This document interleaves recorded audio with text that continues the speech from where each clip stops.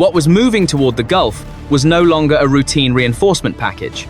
The first signal was the decision to send at least 1,000 paratroopers from the 82nd Airborne Division into the Middle East, while another layer of American power was already pushing in behind them with 2,500 Marines and 3 additional warships, turning the Strait of Hormuz into the center of a much larger military equation.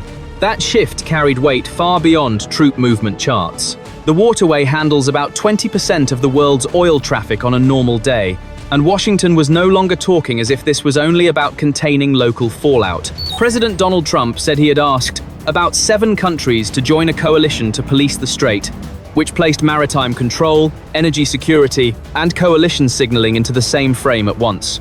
The military logic behind the airborne move was blunt. The Associated Press reported that these paratroopers are trained to jump into hostile or contested areas to secure key territory and airfields, which means the mission set is not built around symbolism, press optics, or a distant deterrent posture, but around seizing access, protecting corridors, and making sure the next wave can arrive under American control. That is why this deployment changes the feel of the crisis. Once airborne infantry, Marines, naval escorts, and strait security planning begin stacking on top of one another, the battlefield is no longer defined by a single front line. It starts to look like a campaign designed to lock down sea lanes, hold entry points, and prepare for escalation before the next order is spoken aloud. The next layer was not the men on the ground, but the machinery that could place them there before the region had time to recalibrate.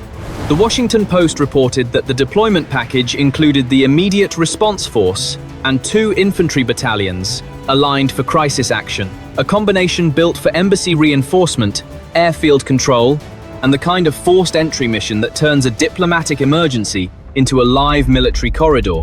That is where the air bridge becomes the real story, the U.S.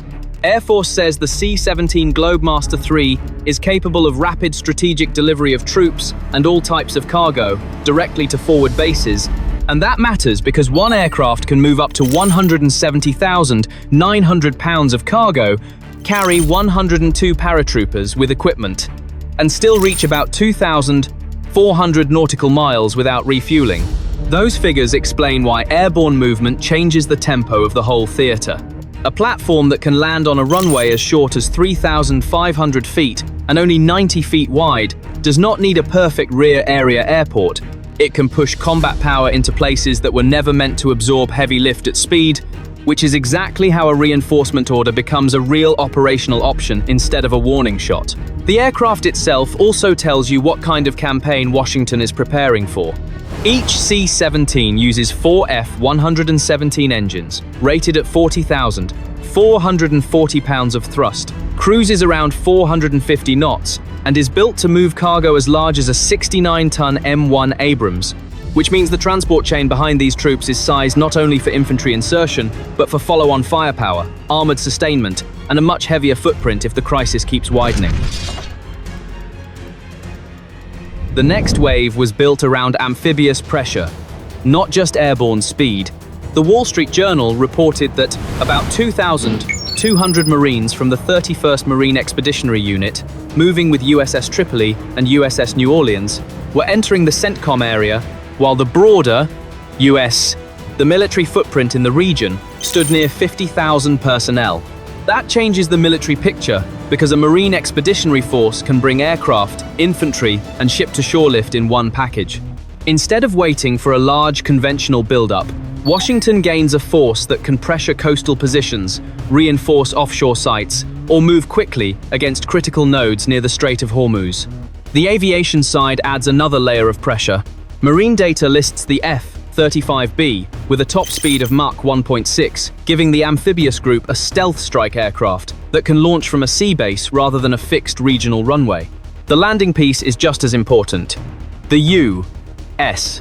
Navy describes the LCAC as a high-speed, over-the-beach, fully amphibious landing craft, able to move payloads of 60 to 75 tons at more than 40 knots.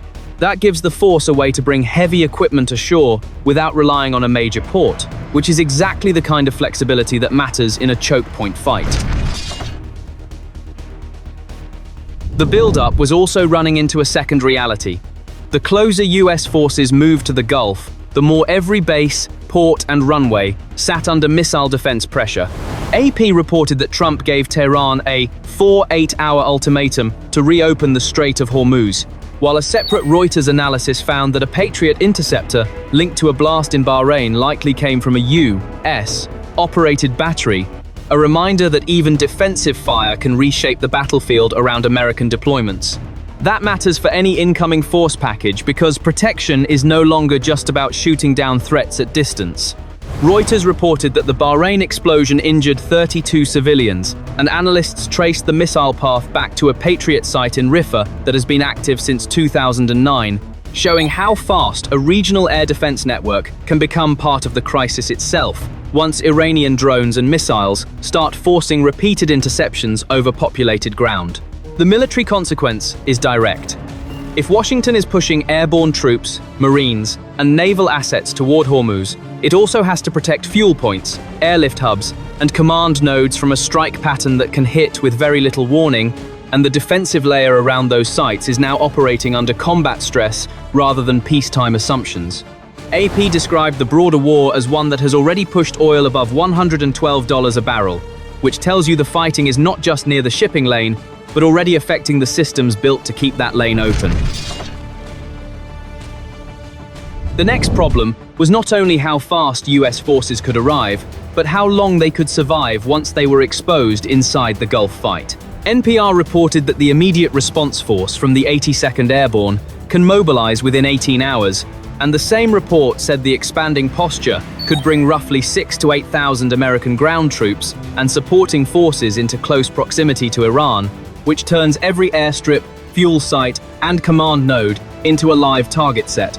That is why land-based precision fire matters here. The Washington Post, citing AP reporting, said Patriot systems should be used to protect high-end ground systems, including precision strike missiles fired from HIMARS launchers in the Middle East, which shows that U.S. planners are not only thinking about air raids and naval patrols, they are also building a ground-based strike network that has to be shielded from drones, ballistic missiles, and fast retaliation. The defensive strain is already visible across the wider map. The same report said 2 next Patriot systems were moved from Germany to Turkey after 3 ballistic missiles crossed Turkish airspace, while 1 US PACE official described missile stocks as absolutely dwindling in Europe. That gives the deployment a second meaning. Every new launcher, every interceptor shift, and every protected firing site near Hormuz improves U.S.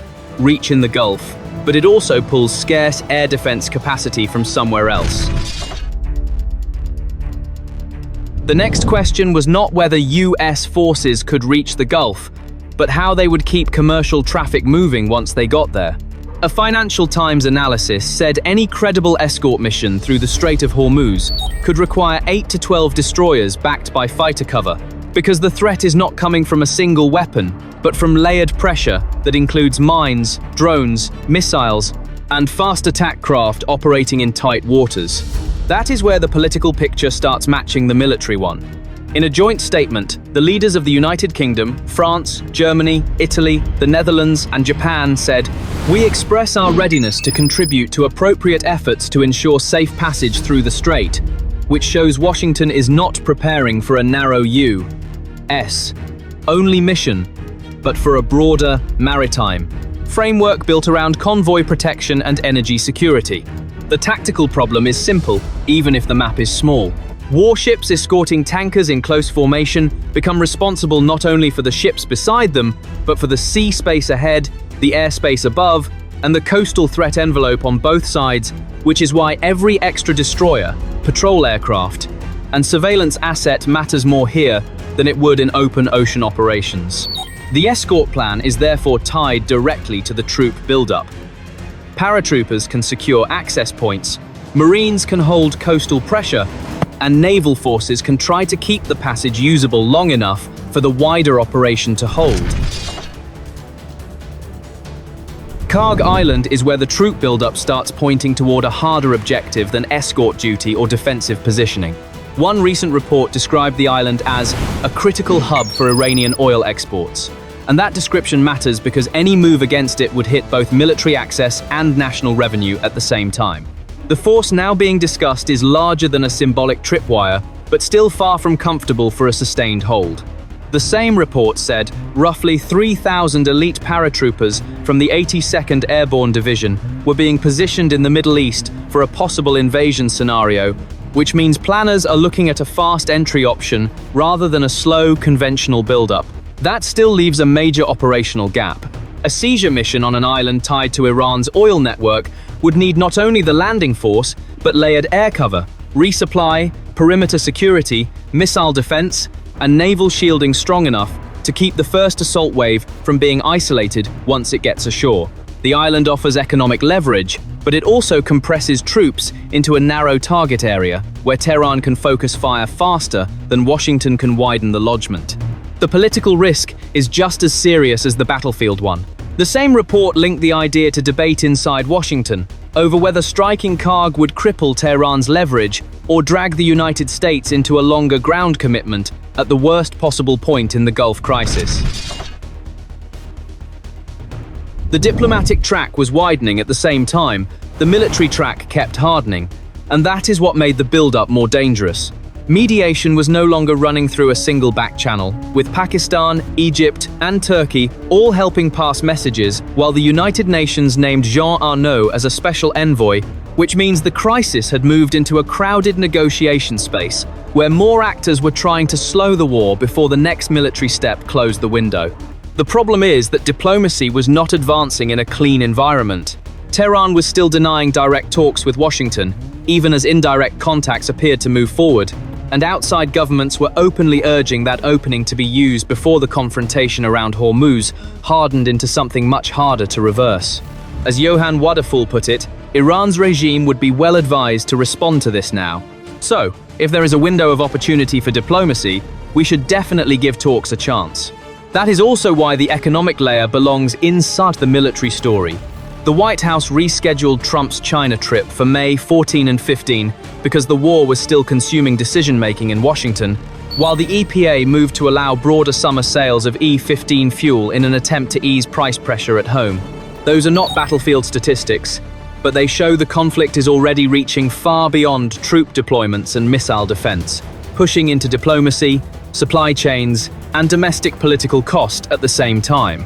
So the reinforcement picture near Hormuz was now running on two clocks at once, one measured by transport aircraft, escorts, and protected positions, and the other measured by whether indirect diplomacy could produce something real before the next military trigger erased the remaining room for de-escalation. The deployment was also creating a bigger and more vulnerable military map. The new troop flow was not heading into an empty theater, but into a regional network of air bases, logistics hubs, and command sites that had already been exposed to missile and drone pressure, which means every added unit improved U.S. while also enlarging the number of places Iran could threaten without ever crossing into a classic ground battle. Tehran's message was blunt. It was closely monitoring all U.S. movements in the region, especially troop deployments, a warning that the build-up itself was already becoming part of the target picture. That pressure is easier to understand when measured against the scale of the war already underway. One recent report said US and Israeli operations had struck about 9,000 Iranian targets since the conflict began, while American losses stood at 290 wounded, figures that show the campaign is already large enough to strain sustainment, protection, and political tolerance all at once. The domestic side matters too, because deployments near Hormuz do not unfold in a political vacuum. The same report put public support for the strikes at only 35%, which limits how much time Washington may feel it has to show visible results before questions about cost, mission size, and escalation start cutting into the operation itself. That is why the airborne move cannot be read as a narrow manpower decision. Once reinforcements enter a theater where bases are already under threat, casualties are mounting, and political backing is shallow, speed becomes essential not only for military reasons, but because the window to act may close faster than the hardware can arrive. The final signal is that Washington is no longer building for a narrow show of force. The reinforcement package now points to a wider operational menu, from corridor security to coastal strikes to contingency planning for ground action, and the battlefield is already large enough that every new unit changes both the military balance and the political risk. President Donald Trump put the pressure in unusually blunt terms, saying, "They are negotiating, by the way, and they want to make a deal so badly, but they're afraid to say it because they figure they'll be killed by their own people. They're also afraid they'll be killed by us." That is what makes the troop surge near Hormuz more than a reinforcement story. Another report said the Pentagon was preparing between 3,000 and 4,000 additional soldiers for the region, while the wider force posture already included about 5,000 more Marines trained for amphibious operations, which means the United States is building overlapping options rather than a single fixed plan.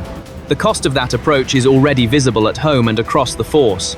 A Reuters poll found 61% of Americans disapproved of the strikes, while battlefield reporting showed 255 wounded troops had returned to duty, a sign that the war is already consuming manpower, logistics, and public patience at the same time. So the real question is no longer whether American power can reach the Gulf. It already has. The real test is whether Washington can keep the strait open, contain Iran's response, and avoid turning a fast deployment into a longer war that keeps expanding after the first objective is secured. And if you want coverage that tracks the military map, the weapons, and the strategic consequences without the fluff, subscribe and stay with us, because the next move in the Gulf may decide far more than just one shipping lane.